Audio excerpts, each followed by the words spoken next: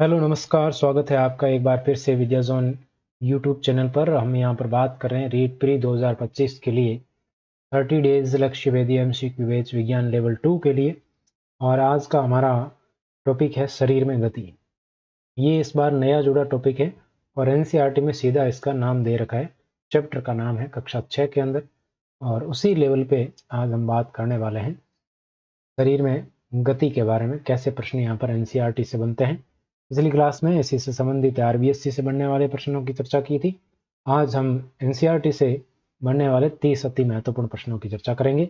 कुछ भी यहाँ पर पीछे नहीं छूटने वाला, पूरा टॉपिक कंप्लीट रिवाइज होगा और प्रश्नों का अभ्यास भी होगा।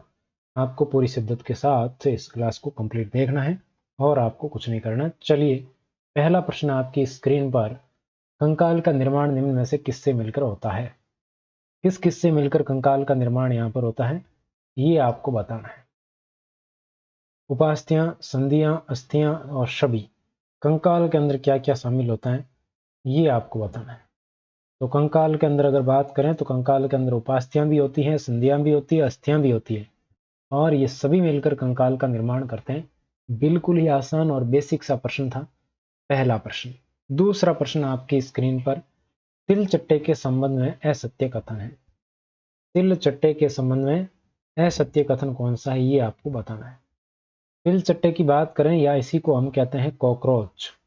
तिल चट्टे को किस नाम से जाना जाता है, कॉकरोच के नाम से भी जाना जाता है। इसमें 3 जोड़ी पैर पाए जाते हैं जो इसको चलने में सहायता करते हैं। 3 जोड़ी का मतलब होता है संख्या में 6 पैर यहाँ पर पाए जाते हैं। ये भी वक्ष से जुड़े होते हैं और वक्ष पर 2 जोड़ी पंख पाए जाते हैं, यानी कि 2 जोड़ी का मतलब होता है 4 पंख पाए जाते हैं जो इसको उड़ने में सहायता करते हैं। बिल्कुल सही है। तिल चट्टे के आगे के पैर संकरे जबकि पीछे के पैर चौड़े और बहुत पतले होते हैं। ये बात आपको ध्यान में रखनी है। फिर है, इसका शरीर कठोर अंतः कंकाल द्वारा ढका रहता है। तो यहाँ पर हमने पिछली क्लास में बात की थी कि घोंगे और तिल चट्टे दोनों में ही अंतः कंकाल नहीं पाया जाता है। कौन सा कंकाल पाया जाता है, बाह्य कंकाल यहाँ पर पाया जाता है। तो अंतः कंकाल से कैसे ढक सकता है, तो बाह्य कंकाल यहाँ पर बिल्कुल करेक्ट होगा और डी ऑप्शन है वही आपका असत्य हो जाएगा। अगला प्रश्न देखिएगा, अगला प्रश्न आपकी स्क्रीन पर, और प्रश्न क्या कहता है कि शरीर केंचुए के शरीर पर छोटी छोटी बाल जैसी संरचनाएं पाई जाती हैं, क्या कहलाती हैं। केंचुए के शरीर पर बाल के समान छोटी छोटी संरचनाएं पाई जाती हैं और ये संरचनाएं क्या कहलाती है, ये आपको बताना है। केंचुए को किसानों का मित्र कहा जाता है। किसान मित्र कौन है, केंचुआ। और ये क्या है, मिट्टी की उर्वरता को बढ़ाता है। मिट्टी की उर्वरता बढ़ाता है, उपजाऊपन बढ़ाता है। ये काम करता है कौन, केंचुआ। तो ये जो संरचनाएं पाई जाती हैं इनको क्या कहते हैं, शूक कहते हैं। रोम बाल इनमें से कोई नहीं, आपका करेक्ट उत्तर हो जाएगा शूक। अगला प्रश्न देखिए, मेरुदंड में पाई जाने वाली छोटी छोटी अस्थियां क्या कहलाती है। मेरुदंड यानी कि स्पाइनल कॉर्ड, स्पाइनल कॉर्ड के अंदर पाई जाने वाली अस्थियां हैं वो क्या कहलाती हैं, ये आपको बताना है। Tarsals, carpals. टार्सल्स कहाँ पाई जाती हैं, पैर के अंदर। कार्पल्स कलाई में पाई जाती हैं, हाथ में। कशेरुका कहाँ पाई जाती हैं, ये पाई जाती हैं स्पाइनल कॉर्ड यानी कि मेरुदंड के अंदर पाई जाने वाली अस्थियों को कहते हैं। ये आपको ध्यान में रखना है। तो ये कितनी होती है संख्या में कशेरुका, तो कशेरुकों की संख्या होती है 33। तो बिल्कुल सी ऑप्शन यहाँ पर करेक्ट उत्तर हो जाएगा। अगला प्रश्न आपकी स्क्रीन पर, मिट्टी को उपजाऊ बनाने में उपयोगी है। बिल्कुल आसान सा प्रश्न है लेकिन ये भी पूछा गया है। आसान सा प्रश्न पूछा गया कि मिट्टी को उपजाऊ किसके द्वारा बनाया जा सकता है, केंचुआ, कॉकरोच, छिपकली, चिड़िया। तो यहाँ पर बिल्कुल करेक्ट होगा केंचुआ। केंचुए के द्वारा मिट्टी को उर्वर बनाया जा सकता है। अगला प्रश्न देखो, ऊपरी जबड़े व कपाल के मध्य कौन सी संधि पाई जाती है। ऊपरी जबड़े और कपाल के मध्य,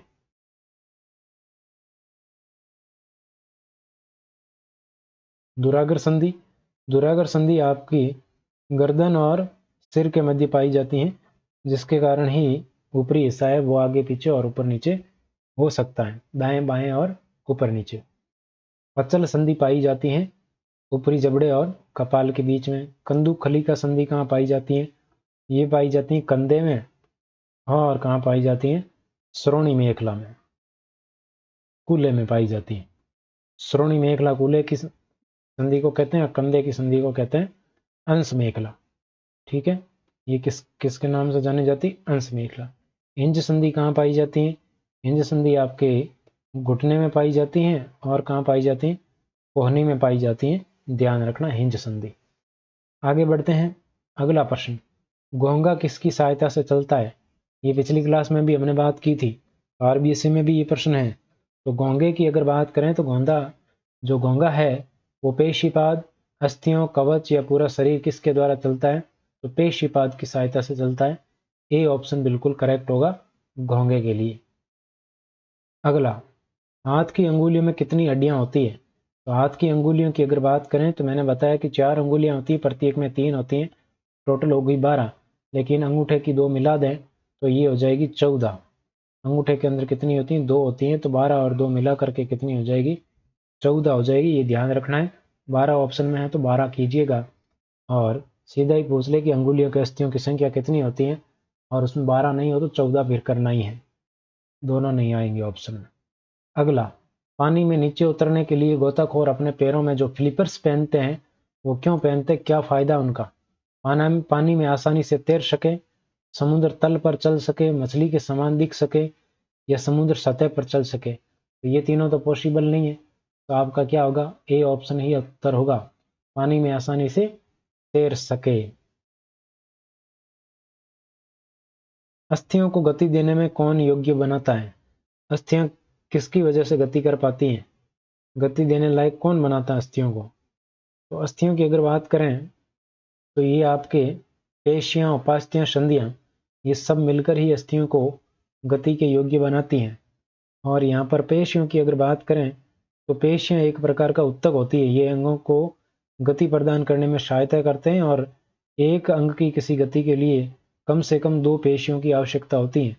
2 पेशियां संयुक्त रूप से काम करती हैं, जिसमें क्या क्या होता है? 2 पेशियों के अंदर एक के अंदर संकुचन होता है और दूसरी के अंदर क्या होता है? शिथिलन होता है। यानी कि एक ढीली रहती है और एक खींच कर रहती है, तब जाकर अंग की गति होती है। उपास्थियों की बात करें तो ये एक लचीला संयोजी उत्तक है, ये भी पेशी उत्तक है, जबकि उपास्थि एक संयोजी उत्तक है। जो कहाँ कहाँ पाई जाती हैं? हमारे कान में पाई जाती हैं उपास्थि, नाक में पाई जाती हैं उपास्थि, पसलियों में पाई जाती हैं उपास्थियां। ठीक है, पसलियों के अंदर भी पाई जाती हैं, ये आपको ध्यान में रखना है। फिर आती संधियां। संधियां मतलब जहां पर हड्डियां आपस में जुड़ती है, हड्डियों के जुड़ने का स्थान क्या कहलाता है? संधि कहलाता है। हड्डियों का जुड़ने का स्थान, ठीक है, तो ये सभी मिलकर आपके गति योग्य बनाते हैं। अगला है अरस्तु द्वारा लिखित पुस्तक। इस पुस्तक का नाम आया हुआ है कक्षा 6 की NCERT के जो चैप्टर नंबर है 8वां है, कौन सा है? चैप्टर का नाम है शरीर में गति, इसी में आया हुआ है। शरीर में गति चैप्टर है, उसके अंदर ये नाम लिखा हुआ है, और इस पुस्तक का नाम है गेट ऑफ एनिमल्स। क्या नाम है? Gate of animals. पुस्तक किसके लेखक कौन है? अरस्तु। अगला प्रश्न देखो, अस्थियां, वह अस्थियां या वह अस्थि, वह अस्थियां हैं जो बॉक्स के समान संरचना बनाती, जो हमारे आमाशय के नीचे पाए जाने वाले कोमल अंगों की सुरक्षा करती है। आमाशय के नीचे कौन से अंग पाए जाते हैं? उनकी सुरक्षा करती हैं। तो ये क्या कहलाती हैं? ये कहलाती कूल्हे की अस्थियां। कौन सी अस्थियां हैं? कूल्हे की अस्थियां हैं। और कूल्हे की अस्थियों को किस नाम से जाना जाता है? इनको जाना जाता है श्रोणी मेखला। श्रोणी मेखला या श्रोणी अस्थियां कहा जाता है। तो बिल्कुल करेक्ट हो जाएगा डी ऑप्शन। डी ऑप्शन आपका उत्तर होगा।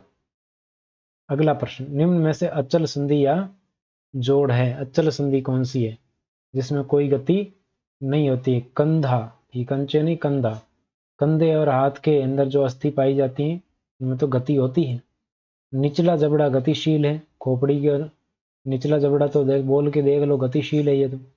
घुटना गतिशील, टखना गतिशील। ऊपरी जबड़ा और खोपड़ी, इनके मध्य कौन सी संधि पाई जाती है? अचल संधि पाई जाती है। ये ध्यान रखिएगा। डी ऑप्शन बिल्कुल करेक्ट हो जाएगा। अगला प्रश्न है, कंकाल का वह भाग जो ईयर लोब बनाता है। कंकाल का कौन सा भाग ईयर लोब बनाता है? अभी हमने नाक कान की बात की थी, और नाक कान के अंदर क्या पाई जाती हैं? उपास्थि पाई जाती हैं। डी ऑप्शन आपका बिल्कुल करेक्ट उत्तर होगा। पेशियां कहाँ पाई जाती हैं वो मैंने अभी बताया। अस्थियां कहाँ आती हैं, संधियां क्या होती हैं, सारी चीजें अभी पिछले प्रश्न में बताई थी। तो उपास्थि बिल्कुल करेक्ट हो जाएगा। एक हड्डी या अस्थि को गति देने हिलाने के लिए कितनी मांसपेशियां एक साथ कार्य करती हैं? तो कम से कम वहां पर 2 मांसपेशियों की आवश्यकता होती है, जिसमें एक में शिथिलन और एक में संकुचन होता है। ठीक है, डी ऑप्शन बिल्कुल करेक्ट हो जाएगा। अगला प्रश्न, वह संधि जो सभी दिशाओं में गति प्रदान करती है। हिंज संधि, हिंज संधि में एक ही दिशा में गति होती है। जैसे हमारे घर के दरवाजे खुलते हैं, एक ही दिशा में खुलते हैं, एक ही दिशा में गति होती है। हिंज संधि की बात होगी। दुराग्र संधि की बात करें तो इनमें गति होती है ऊपर नीचे दाएं बाएं, ऊपर नीचे दाएं बाएं, ऊपर नीचे दाएं बाएं। दुराग्र संधि की बात हो गई। कंदुक खलिका संधि, कंदुक खलिका संधि ball bearing, ball and socket वाली जॉइंट है, और इसमें सभी दिशाओं में गति होती है। सभी दिशाओं में कहाँ पर पाई जाती है? कंधे के अंदर पाई जाती है। ये कहाँ पाई जाती है? कंदुक खलिका संधि कंधे के अंदर और श्रोणि मेखला में पाई जाती है। डी ऑप्शन बिल्कुल करेक्ट हो जाएगा। अगला प्रश्न, घर के दरवाजों में कब्जों के समान हमारे शरीर की कौन सी संधि कार्य करती है? घरेलू दरवाजों में जो कब्जे होते हैं, जो बंद और खुलने के लिए जिम्मेदार होते हैं, वो पार्ट है, उसको कब्जा कहते हैं। ऐसे कौन सी संधि होती है? तो वो होती है आपकी हिंज संधि। ए ऑप्शन बिल्कुल करेक्ट हो जाएगा। दुराग्र संधि बता दी, अचल संधि बता दी। ऊपरी जबड़ा और खोपड़ी के बीच में अचल संधि होती है। दुराग्र संधि गर्दन और मस्तिष्क के बीच होती है। दो हड्डियों के जुड़ने का स्थान क्या कहलाता है? संधि कहलाता है। संधि विच्छेद भी आपने उसमें भी पढ़ा होगा। जोड़ का मतलब होता है संधि। अगला प्रश्न देखो, पसली पिंजर पाया जाता है। पसली पिंजर कहाँ पाया जाते हैं? कपाल वाले भाग में, वक्ष भाग में, श्रोणि भाग में, उदर भाग में। तो पसली पिंजरा आपके वक्ष भाग में पाया जाता है। और पसलियों की संख्या कितनी होती है पसली पिंजर में? पसली पिंजर के अंदर 12 जोड़ी पसलियां पाई जाती हैं। 12 जोड़ी यानी कि 24। 12 इधर दाईं और 12 बाएं। इसके बीच की जो अस्थि होती है, बीच की अस्थि, उसको क्या कहते हैं? आप मेरे को बताइए, मैंने आपको क्लास में बता दिया था पहले। फिर है आपके सामने बीच की अस्थि के बाद इसके अंदर हृदय सुरक्षित रहता है। हृदय और कौन सुरक्षित रहता है? फेफड़े इसमें सुरक्षित रहते हैं। ये आपको ध्यान रखना है। इन 12 में से दो पसलियां हैं। 12 जोड़ी में से 2 पसलियां आपके किससे जुड़ती हैं? 2 पसलियां मेरुदंड से जुड़ी होती हैं। मेरुदंड, स्पाइनल कॉर्ड से। और जो बीच की अस्थि होती है, इसको स्टर्नम कहते हैं। क्या कहते हैं? स्टर्नम। आगे बढ़ते हैं। अगला प्रश्न देखो, निम्न में से शरीर का कौन सा भाग किसी भी प्रकार की क्रिया या गति कराने में सहायता करते हैं? यानी कि कैसी भी क्रिया हो वो काम आएंगे ही आएंगे। ऐसा कौन सा भाग है, बताइए। तो हमारे शरीर में सभी प्रकार की गतियों के लिए कौन जिम्मेदार है? मांसपेशियां और अस्थियां। डी ऑप्शन बिल्कुल करेक्ट हो जाएगा। निम्न में से किस जीव की हड्डियों में वायु प्रकोष्ठ पाए जाते हैं? यानी कि हड्डियां क्या होती हैं? खोखली होती हैं। हड्डियां खोखली किस में होती हैं? मेंढक में, सर्प में, पक्षी में, मानव में। पक्षियों की हड्डियां खोखली होती हैं। इनके अंदर वायु प्रकोष्ठ पाए जाते हैं जो इनको उड़ने में सहायता करते हैं। अगला प्रश्न, वयस्क अवस्था में मनुष्य के शरीर में कितनी हड्डियां पाई जाती हैं? वयस्क अवस्था में मनुष्य के शरीर में कितनी हड्डियां पाई जाती है? तो ये पाई जाती हैं 206। अगला प्रश्न देखो, मानव खोपड़ी में कुल हड्डियों की संख्या कितनी है? मानव खोपड़ी के अंदर कितनी हड्डियां पाई जाती है? तो ये पाई जाती हैं 22। कितनी? 22 हड्डियां पाई जाती है। बताइए देखें। योग दिवस कब मनाया जाता है? 21 को, जिससे दिमाग विकसित हो जाता है और 22 हड्डियां हों। सर्प के बारे में कथन है, सत्य कथन है। सर्प का मेरुदंड लंबा होता है, बिल्कुल ठीक है। इसमें पेशियां क्षीण व असंख्य होती हैं। सर्प सरल रेखी गति करता है, बिल्कुल नहीं करता है। और यहाँ पर अगर बात करें तो सर्प की पेशियां मेरुदंड पसलियां त्वचा एक दूसरे से जोड़ती हैं। सही है, लेकिन सर्प है वो सरल रेखी गति नहीं करता है। ये एकांतर वलय बनते हैं इसमें। क्या होता है? एकांतर वलय बनते हैं। इस वलय के कारण ये आगे बढ़ता है। सरल रेखी गति इसमें नहीं होती। सी ऑप्शन आपका उत्तर हो जाएगा। अगला है पादप गति का उदाहरण है। पादप की गति किस किस से स्पष्ट हो रही है? जड़ों का मिट्टी की ओर गति करना, फूल खिलना, रंध्रों का खुलना बंद होना, पादप प्रकाश की ओर मुड़ना। तो ये पादप की गति के उदाहरण है सब। पादप में गति वास्तव में होती तो नहीं है, लेकिन ये लक्षण अगर परिलक्षित होते हैं तो यहाँ पर आपको समझ लेना कि गति हो रही है। ठीक है। अगला प्रश्न, मछलियों की शरीर की आकृति होती है। मछलियों का शरीर कैसा होता है? धारा रेखीय होता है। मछलियों का शरीर होता है धारा रेखीय, और धारा रेखीय शरीर है, इसी कारण ये जल में घर्षण को कम करता है।